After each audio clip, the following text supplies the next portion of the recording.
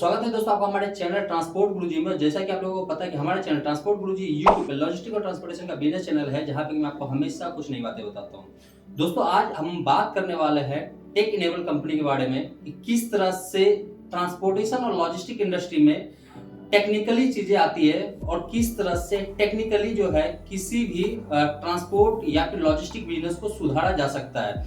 तो आज हमारे साथ है फ्लीटेबल के फाउंडर मिस्टर दीपक, जिनके साथ मैं बात करने वाला हूं इस इंडस्ट्री के बारे में और इन्होंने इस इंडस्ट्री को किस तरह से स्टार्ट किया और आज के डेट में क्या क्या कर रहे हैं और इससे ट्रांसपोर्टेशन और लॉजिस्टिक इंडस्ट्री को क्या फायदा मिलने वाला है, आज हम इनके साथ बात करेंगे। तो स्वागत है सर आपका हमारे चैनल पे।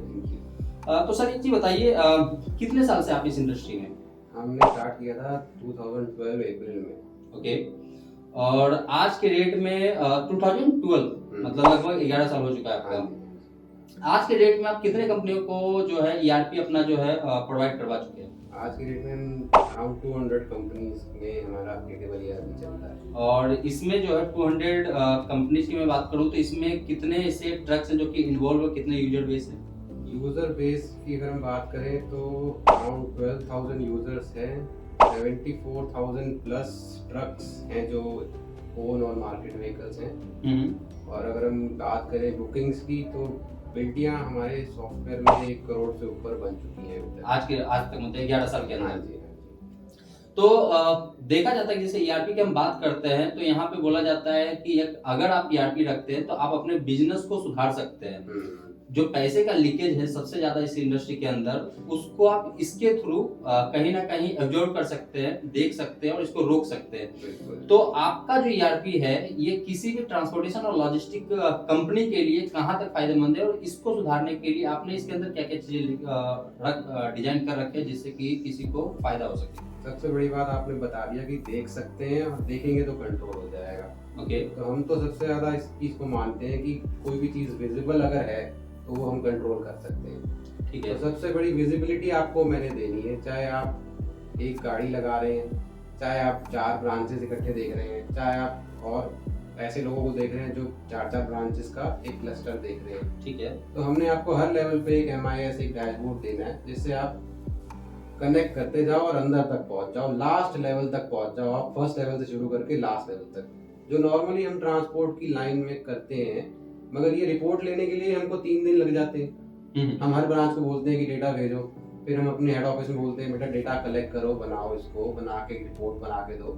चौथे दिन रिपोर्ट हाथ में आती है, वही पक्का चौथे दिन शायद ना आए, तब तक उसका हमारा सारा का सारा टूट चुका होता है कि हमको अब इसके ऊपर डिसीजन क्या लेना था 4 दिन पहले। हाँ राइट, ये भी एक बहुत बड़ा प्रॉब्लम है इस इंडस्ट्री में। तो एक चीज बताइए, जो आपका ईआरपी है इसके अंदर सेगमेंट्स क्या क्या है? तो हमने जो किया हुआ है, हमने ना 2 सेगमेंट्स मेन लिए हुए हैं। एक तो हम गाड़ी मालिकों के लिए बनाते हैं जो फ्लीट मैनेजमेंट का सिस्टम है। ठीक है। अब वो हमारे पास जो कस्टमर्स हैं वो 50 व्हीकल्स वाले भी हैं और 500 व्हीकल्स वाले भी हैं। ओके। उसके अलावा कई ऐसे कस्टमर्स भी हैं जो ट्रांसपोर्टर्स हैं भी, और कई ऐसे हैं जो मैन्युफैक्चरर्स हैं जिन्होंने व्हीकल खरीदे हुए हैं। कोई एम्बुलेंसेज हैं, कोई बसेस वाले हैं, है तो व्हीकल मेंटेन तो उन्होंने सारी चीजें करनी है। ये हो गया हमारा फ्लीट मैनेजमेंट का सिस्टम। ओके। फिर हमने ट्रांसपोर्ट के लिए स्पेशली बनाया हुआ है पार्ट ट्रक लोड के लिए और फुल ट्रक लोड के लिए। ठीक है। नॉर्मली कोई सॉफ्टवेयर जो हमने मार्केट में अभी तक देखे हैं वो ज्यादातर फुल ट्रक लोड से शुरू करते हैं और फिर वो फुल ट्रक लोड से कभी पार्ट ट्रक लोड में नहीं जा सकते। मगर हमने इस चीज का बहुत ध्यान रखा हुआ है कि हम पार्ट ट्रक लोड भी, एक कस्टमर बेस बहुत बड़ा है और सबसे बड़ी प्रॉब्लम उनके लिए कोई ज्यादा फोकस नहीं करता है, तो हमने उनके लिए फोकस किया हुआ है पार्ट ट्रक लोड के लिए। प्लस FTL तो हमारा है ही काफी बड़ा वॉल्यूम और तो मार्केट भी सबसे बड़ी FTL की है, मगर हमने पार्ट ट्रक लोड को भी बहुत ज्यादा कंसीडर करके उनके लिए भी, उनकी भी जो एग्जैक्ट प्रॉब्लम्स है उसके ऊपर भी काम किया है। ओके। ऐसे ट्रांसपोर्टेशन और लॉजिस्टिक इंडस्ट्री में देखते हैं कि बहुत सारे एडोक चीजें चाहिए होती है आज के डेट में किसी भी ट्रांसपोर्टर या लॉजिस्टिक कंपनी जो चलाते हैं उनको अपने ईआरपी के अंदर। तो इस तरह की जो एडोक चीजें हैं जो भी उनका रिक्वायरमेंट्स होता है, जैसे बहुत सारे कंपनियों को तो बोलना होता है कि मुझे जीपीएस भी चाहिए ईआरपी के अंदर। तो आप इस तरह की क्या क्या चीजें हैं जो कि आप अपने ईआरपी के अंदर इनबिल्ट करके रखे हुए आज के डेट में? तो जीपीएस तो एक ऐसी चीज है जो हम कहते हैं कि आपने किसी का भी लगा रखा होगा तो हम एपीआई से इंटीग्रेट कर देते हैं। ठीक है। और ऐसे हमारे पास कुछ नहीं तो 25 के करीब ऐसे इंटीग्रेशन जीपीएस के अवेलेबल हैं। उसके अलावा हमारे पास फास्टैग्स के वेंडर्स हैं बहुत सारे, आईसीआईसीआई, एचडीएफसी, एसबीआई, जो हमने इंटीग्रेट किए हुए हैं। गाड़ी आपकी चलती रहेगी और फास्टैग से ऑटोमेटिकली ट्रिप में एक्सपेंस बुक होता रहेगा। अच्छा, उसके बाद हमने फ्यूल के काफी वेंडर्स के साथ इंटीग्रेट किया हुआ है, जैसे आईओसीएल, एचपीसीएल और आईजीएल से भी किया हुआ है उसके लिए, सीएनजी के लिए।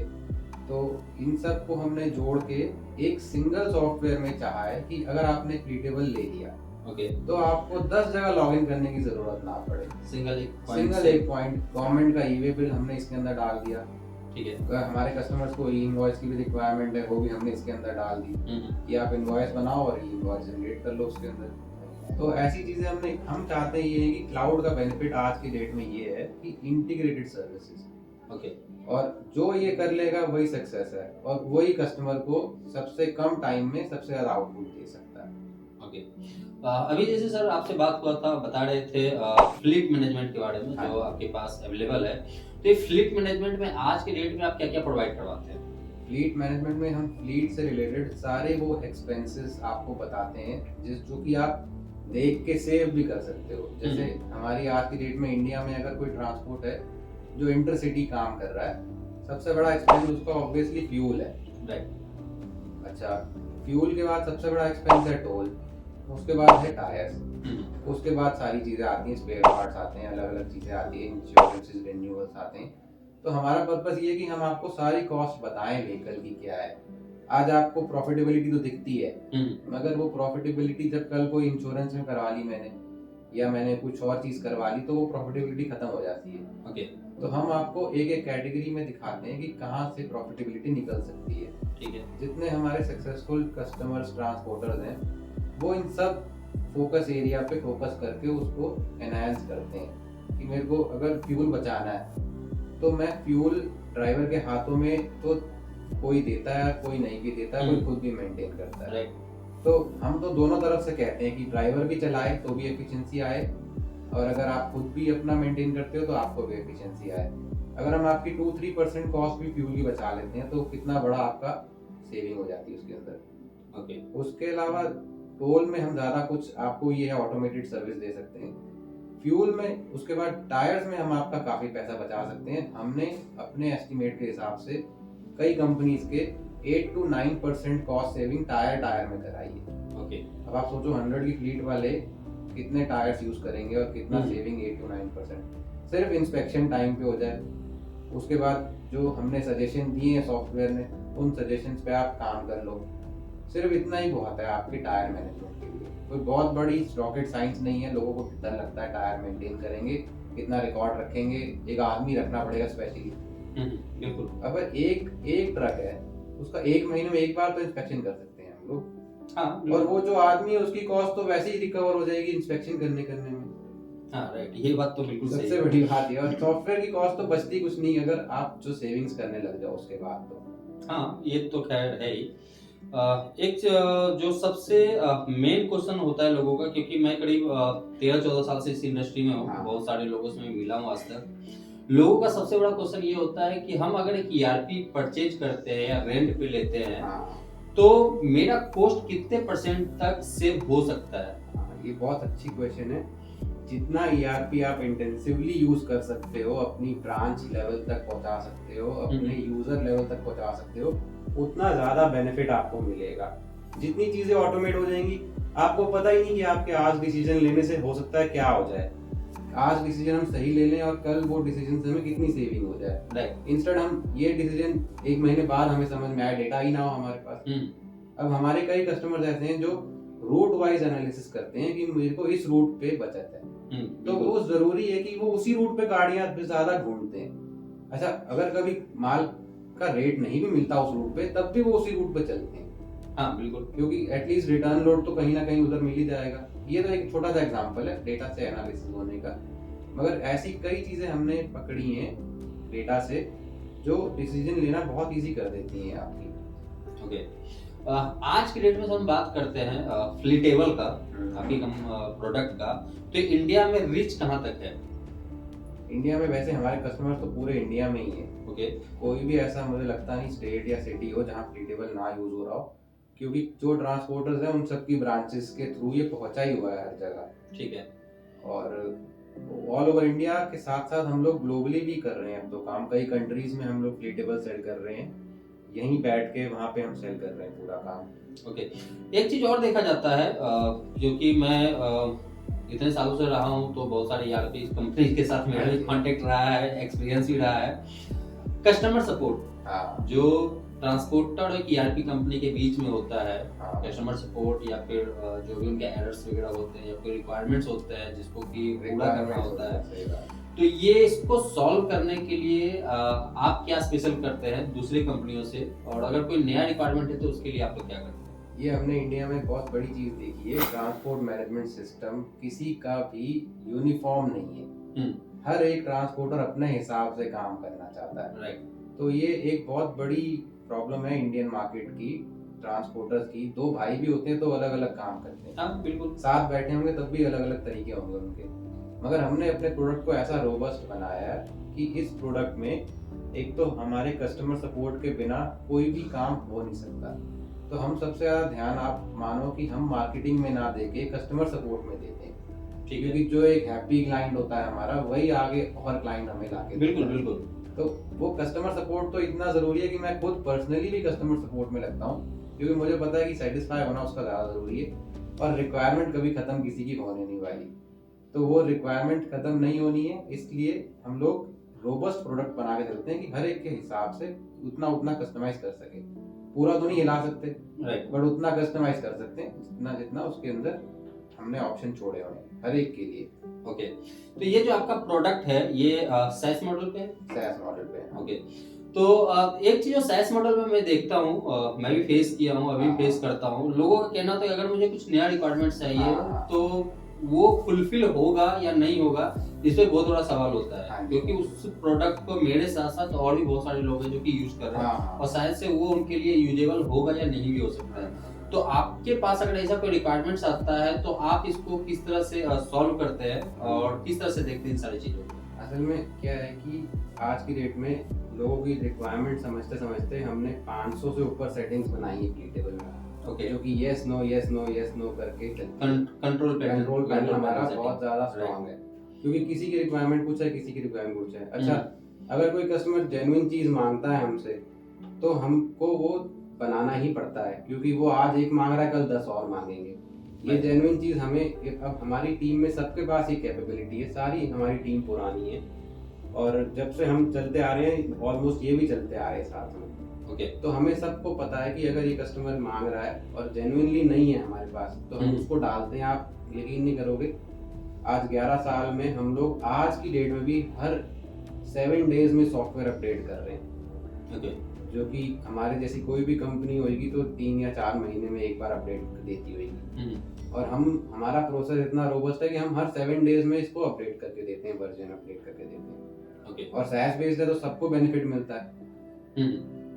तो डैशबोर्ड की हम बात करते हैं, क्योंकि आज के डेट में हम बात करते हैं जितनी भी बड़ी कंपनी है उसके जो मैनेजर्स लेवल है या फिर CFO CEO टाइप के जो लोग हैं, VP जो है, वो ज्यादा करके रिपोर्ट्स के ऊपर नहीं, ज्यादा करके डैशबोर्ड देखना ज्यादा पसंद करते हैं। तो आपके सिस्टम के साथ कितने सारे ऐसे डैशबोर्ड बने हुए हैं जो कि किसी भी कंपनी के मैनेजर लेवल या एग्जीक्यूटिव लेवल को सबसे ज्यादा किसी भी डेटा को विजुअलाइज करने में हेल्प करता है? हमने हर कंपनी में ये देखा कि कोई भी लेवल का बंदा हो, एटलीस्ट वो ब्रांच मैनेजर हो या जोनल मैनेजर हो या फिर क्यों ना पूरा कंट्री देख रहा हो, उन सब की रिक्वायरमेंट अलग अलग है।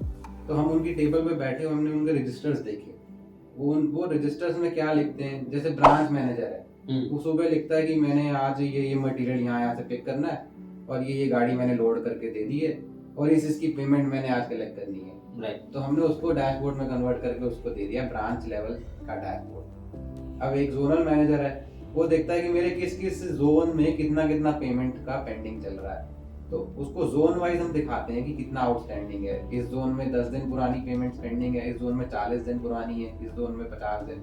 फिर ड्रिल डाउन करेगा तो उसके बाद हम दिखाएंगे कि एक एक ब्रांच लेवल पे कितना है। डिपेंडेंसी है। तो ये ऐसा हमने कर दिया है कि कई लोग तो टॉयलेट में ही यूज करना शुरू कर देते हैं कि हम लोग को ऑफिस जाने की भी जरूरत नहीं। हाँ, जब Simple डैशबोर्ड सी पे चीज़ डेटा है। मिलना स्टार्ट होता है तो ये हाँ। थोड़ा सा आसान हो और जाता है। वहीं से व्हाट्सएप जाता है सीधा लोगों को कि भाई क्यों आप अपना काम सही से नहीं कर रहे हो, ये यहाँ पे पेंडेंसी क्यों दिख रही है। राइट। अब आप ये मानो सॉफ्टवेयर कॉस्ट रह जाएगी इसके बाद कुछ। हाँ बिल्कुल। मान लो हम हाँ। आपके 3-4 लोगों का काम ही कर दे रहे हैं एक तरीके से, हम्म। जो कि सिस्टम कर रहा है। हमारा पर्पस ही ये था सिस्टम डिपेंडेंट बनाने का कि यूजर डिपेंडेंसी खत्म होए, कोई आए जाए हमारे काम को ना फर्क पड़े।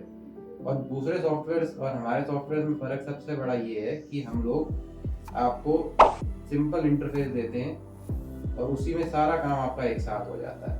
Okay. ऐसा नहीं कि 3 दिन 10 दिन की ट्रेनिंग देंगे, नया आदमी आता है 2 दिन के बाद हमारे सपोर्ट वाला हो जाता है बस करो समझाना मेरे को आ गया है। इससे ज्यादा नहीं है। ज्यादा जरूरी है आज की डेट में, इंडिया में सबसे ज्यादा यही जरूरी है सबसे जरूरी ये है कि जितना जल्दी हो यूजुअल हो जाए। हाँ, इसलिए हम कहते हमने तो मेरे एक्सपीरियंस में तो मैंने कई ऐसे लोग देखे जो मैकेनिक थे, कंप्यूटर भी नहीं आता था, Right. वो भी 3 से 4 दिन में काम करना शुरू हो गए।